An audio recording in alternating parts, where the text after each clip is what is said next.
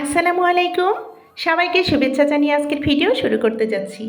আজকের রেসিপি বাঙালির অতি চেনা, অতি পরিচিত এবং খুবই সুস্বাদু রেগুলার একটি রেসিপি।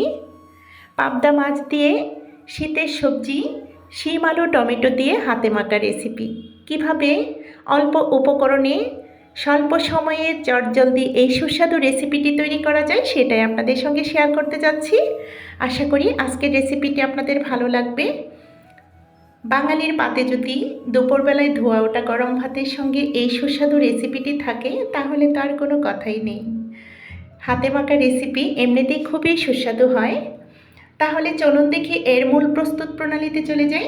সবার প্রথম এখানে ফ্রেশ শিম নিয়েছি। শিমগুলো আঁশ ছাড়িয়ে নিয়ে লম্বাগুলো 2 টুকরো করে কেটে নিয়েছি আর ছোটোগুলো আস্ত করে কেটে নিয়ে তারপর পর্যাপ্ত পরিমাণ নর্মাল পানি দিয়ে বেশ কয়েকবার ধুয়ে একটা স্ট্রেনারে ঝরিয়ে দিয়েছি পানিটা ঝরে যাওয়ার জন্য। এরপর নতুন আলু হাফ কেজি নিয়েছি, এভাবে কেটে নিয়েছি। আপনারা আপনাদের পছন্দ শেপে কেটে নিতে পারেন। আলুগুলো পর্যাপ্ত পরিমাণ নর্মাল পানি দিয়ে ধুয়ে নিয়েছি। এরপর এখানে বড় আকারের 4 থেকে 5টি টমেটো ভালোভাবে ধুয়ে উঠিয়ে নিয়েছি, আস্ত ধুয়ে তারপর কেটে নেব। আলুগুলো ধুয়ে কিন্তু একটা স্ট্রেনারে ঝরিয়ে দিয়েছি পানিটা ঝরে যাওয়ার জন্য। হাফ কেজি পরিমাণ আলু নিয়েছি। আপনারা আপনাদের পছন্দ মতো বা প্রয়োজন অনুসারে কমিয়ে বা বাড়িয়ে নিতে পারেন।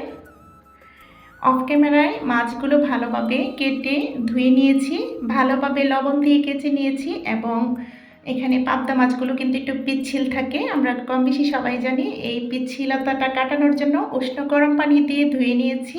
হাতে সহ্য হয় এরকম পানি দিয়ে ধুয়ে নিলেই কিন্তু মাছটা একদম ঝরঝরে হয়ে যাবে।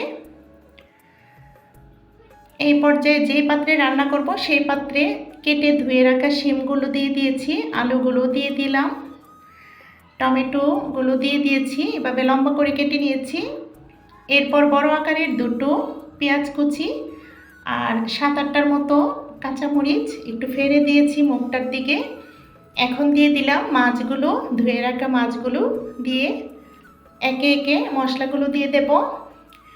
এখানে হাফ টেবিল চামচ পরিমাণ দিয়ে দিলাম হলুদ গুঁড়ো। কার কেমন কালার আছে হলুদে সেটা বুঝে ইউজ করবেন, তবে শিম রান্নাতে হলুদটা একটু কম ব্যবহার করতে চেষ্টা করব।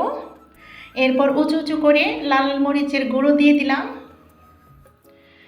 দিয়ে হাফ টেবিল চামচ পরিমাণ ধনিয়া গুঁড়ো, স্বাদ মতো লবণ আর একটু সয়াবিন তেল দিয়েছি, এখানে 1.5 টেবিল চামচ পরিমাণ হবে। দিয়ে হাতের সাহায্যে সমস্ত সবজিগুলোর সঙ্গে তেল মশলার সঙ্গে গা মাখা করে নিচ্ছি। এই মাখানোর কাজটা খুবই ভালোভাবে করতে হবে যেন সমস্ত মাছ সবজিতে গা মাখা হয়, কারণ এটা এত নাড়াচাড়া করা হবে না। প্রথম দিকে আমরা যতটুকু যে খুব ভালোভাবে চেষ্টা করব মাখিয়ে নিতে, খুব ভালোভাবে মাখিয়ে নিয়ে একটু ধৈর্য সহকারে মাখাতে হবে। তারপর মাছগুলো একটু উপরে উপরে দিয়ে আমরা হাতটা ধুয়ে দেব। অল্প পরিমাণ পানি, হাফ কাপ পরিমাণ পানি দিয়ে হাতটা ধুয়ে ছড়িয়ে দিয়েছি। আপনারা যদি ঝোল রাখতে চান তাহলে পানির পরিমাণটা একটু বাড়িয়ে দিতে পারেন, তো এটা মাখা মাখা হবে। হাতটা ধুয়ে দিয়ে এবার ঢাকনা দিয়ে ঢেকে আমরা এখন চুলাতে বসিয়ে দিয়েছি মিডিয়াম টু হাই ফ্লেমে। 10 মিনিট আমরা জাল করে নেব।